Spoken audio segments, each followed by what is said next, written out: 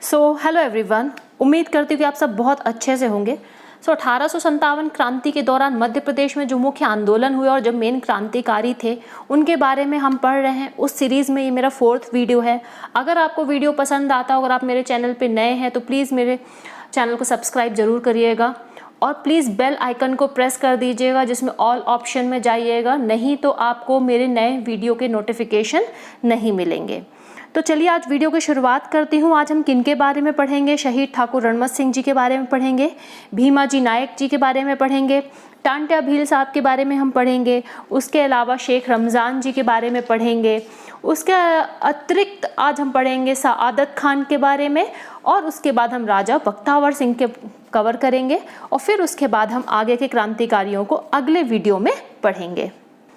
तो एक बात आपको और अच्छे से ध्यान रखनी है कि एमपी का वेटेज बहुत ज़्यादा बढ़ गया है और अगर आप चाहते हैं कि आप सक्सेसफुल हो जाइए तो मैंने पहले भी एक दिन 3 मार्कर्स का इम्पोर्टेंस बताया था। तो आपको इन पर्सनालिटीज़ के बारे में 3 मार्कर्स बहुत अच्छे से आना चाहिए। उसके अलावा शॉर्ट क्वेश्चन भी आपके पास अच्छे से तैयार होना चाहिए।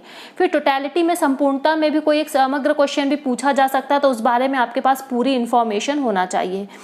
और आगे बढ़ने से पहले मैं बता देती हूँ, क्रांतिकारियों की डेट के बारे में काफ़ी विवाद है। किसी किसी किताब में कुछ मिलता है, किसी दूसरी किताब में कुछ है, नेट में कुछ है। ठीक है, तो मैं अपने तरफ से डिस्क्लेमर डाल रही हूँ कि मेरे तरफ से ये अथेंटिक मतलब 100% अथेंटिक नहीं है, लेकिन मैंने अपनी पूरी कोशिश की है इसे 100% अथेंटिक करने की। ठीक है, तो चलिए आज हम आगे बढ़ते हैं। हम सबसे पहले बात करते हैं शहीद ठाकुर रणमत सिंह जी के बारे में। 1857 की क्रांति में शहीद हुए ठाकुर रणमत सिंह जी मनकहरी ग्राम कहाँ है? ये सतना जिले में है। वहाँ के निवासी थे और इन्होंने रीवा सतना को ही अपनी कार्यस्थली बनाई और मातृभूमि के लिए सर्वोच्च बलिदान दिया। इनका जन्म 1825 में मनकहरी सतना में हुआ था। वे रीवा रियासत के तत्कालीन महाराज विश्वनाथ सिंह के विश्वासी मित्र थे एवं रीवा के सेना में उन्हें सरदार की पदवी मिली हुई थी। उन्होंने भरपूर प्रयास किया ताकि रीवा एवं पन्ना के बीच का क्षेत्र जो है अंग्रेजों से मुक्त कराया जा सके और इसी क्रम में उन्होंने अपने 300 साथियों के साथ नौगौद में अंग्रेजी छावनी पर आक्रमण किया और काफ़ी भारी नुकसान पहुंचाया। और ऐसा विश्वास किया जाता है कि रानी लक्ष्मीबाई की सहायता के लिए कालपी भी पहुंचे थे, लेकिन 1859 में अंग्रेजों ने उन्हें रीवा के समीप उपरेहटी एक जगह है वहां पर छल से पकड़ लिया और उसी वर्ष उन्हें आगरा ले जाकर वहां की जेल में फांसी डाल दी। तो इस प्रकार इस विंध्य के सपूत ने विंध्य की माटी के गौरव को बढ़ाया और आज भी विंध्य प्रदेश में जो लोकगीत गाए जाते हैं वहाँ अभी भी बड़े गर्व से उनकी शहादत को गाया जाता है, लोगों को बताया जाता है। चलिए आगे बढ़ते हैं। उसके बाद एक बड़े क्रांतिकारी शेख रमज़ान जी के बारे में पढ़ते हैं।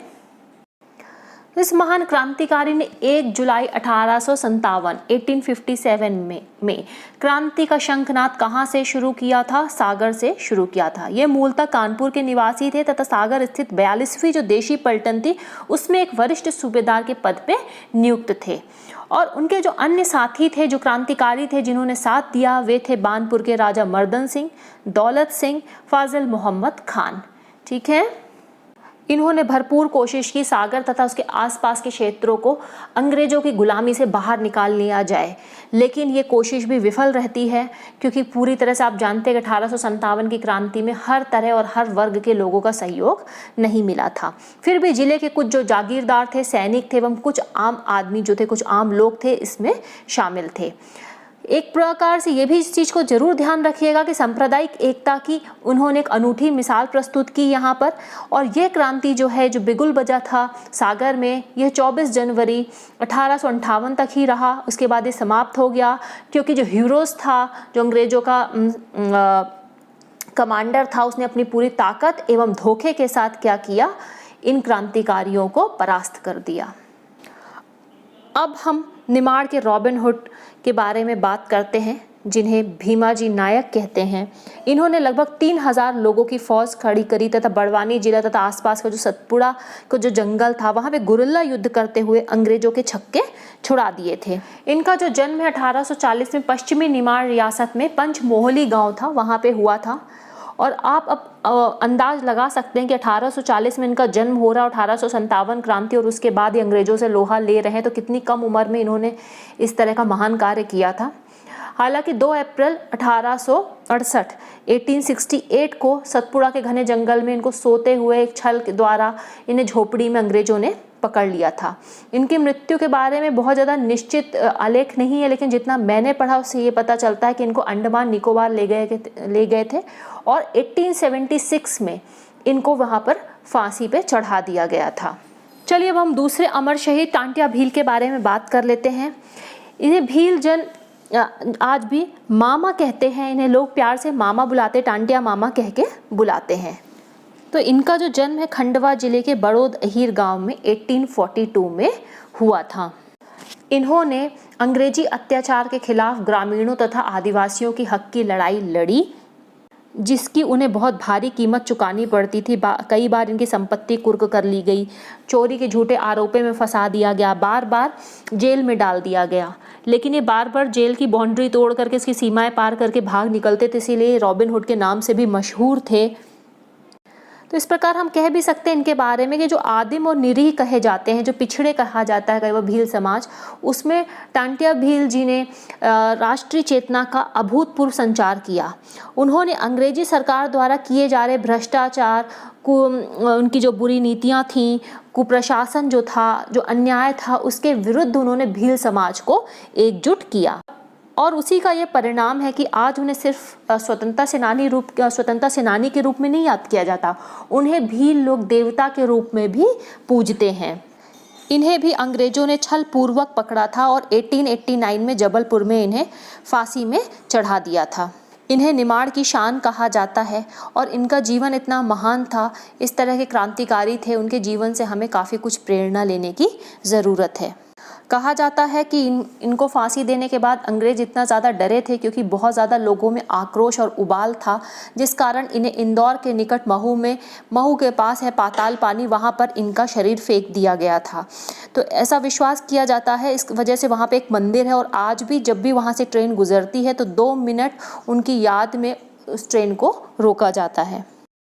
अब हम मालवा के दूसरे सपूत राजा बख्तावर सिंह के बारे में बात करते हैं। एक महान देशभक्त तथा मालवा क्षेत्र के अमझेरा रियासत के राजा थे।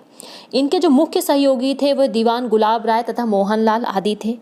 इन्होंने अंग्रेजों को अपने क्षेत्र से बाहर निकाल फेंकने के लिए अनवरत परिश्रम किया, परंतु अपने ही कुछ साथियों के विश्वासघात के कारण इन्हें अंग्रेजों ने 11 नवंबर 1857 को पकड़ लिया था और 10 फरवरी 1858 को अंग्रेजों ने इन्हें फांसी चढ़ा दी थी। इस प्रकार इस वीर ने, इस मालवा के सपूत ने अपने जीवन की आहुति दे दी, अपने प्राणों की आहुति दे दी और मालवा की माटी का गौरव और बढ़ा दिया। अब हम दूसरे वीर की बात करते हैं। इनका नाम था सादत खान। ये मालवा के होलकर राजवंश के वीर सैनिक थे। 1857 की क्रांति में उन्होंने अंग्रेजों के विरुद्ध एक सैनिक टुकड़ी का नेतृत्व किया था और अक्टूबर 1874 में इन्हें अंग्रेजों ने सैनिक विद्रोह का आरोप लगाकर इन्हें फांसी पर चढ़ा दिया था। इन्होंने 1 जुलाई 1857 को महू तथा इंदौर तथा आसपास के क्षेत्रों में क्रांति की बिगुल बजाई थी और तत्कालीन जो होलकर महाराज थे तुकोजी राव होलकर, वो अंग्रेजों के भय से उन्होंने सादत खान का साथ नहीं दिया था, नहीं तो परिणाम थोड़ा कुछ और होते। और इन्होंने आज़ादी का जो परवाना है, जो मिशन था उनका, उन्होंने ग्वालियर आगरा तक भी पहुंचाया था। हालांकि आप जैसा कि मैं बता चुकी हूं कि अंग्रेजों ने इन्हें भी फांसी पर चढ़ा दिया था। तो इस प्रकार से आज का जो वीडियो है, जो मध्य प्रदेश के सपूत है क्रांतिकारी, उनके बारे में आज का वीडियो ख़त्म होता है। अगला वीडियो फिर लेकर के आऊँगी जिसमें हम आगे के क्रांतिकारियों के बारे में पढ़ेंगे।